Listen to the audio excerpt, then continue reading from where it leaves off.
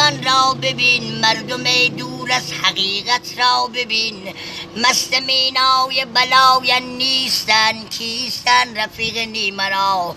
فصل جنگ آمد تماشاگر شدن، صلح آمد لاله پرپر شدن.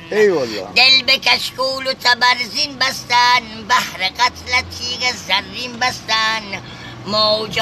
موجهای سر در گمیر، بچه شد حال هوای مردمی. اکثر مردم غریبی میکنین، با همه احساس غریبی میکنین. من از این بازارهای شما پرده بر میدارم از کار شما. ای شنا رفتادگان هرزگر، در کجا بودین هنگام نبرد؟ در کجا بودین وقتی جنگ بود؟ علی جان کوفیان غیرت ندارن که دامان بلندت را بگیرن. علی جان کوفیان خفت پذیرن که دامان بلندت را بگیرن. علی جان کوفیان بی سیاست جدا کردن دین را از سیاست.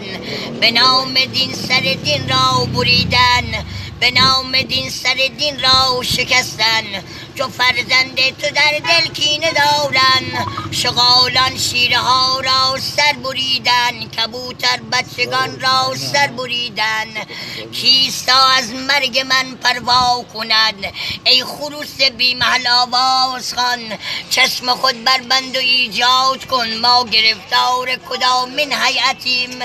شیعگی تنها نماز روزه نیست، آب تنها در میان کوزه نیست.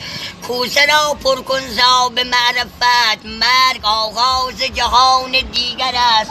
عاشقان را مرگ جای دیگر است، آنکه در خونش بازی میکند تا قیامت سرفرازی میکند. کوچه ما بوی آتش و خون میدهد، کوچه های بی شهیدانند بی سوز و گواه. بر سر سجاده های بی نماز، بی شهیدان را غم لیلا کجاست؟ سوز و اشک و آه و واویلا کجاست؟ شهر به شهر را گشته ایم، یک سلام بی طمع نشنیده ایم. شهر غربت مولا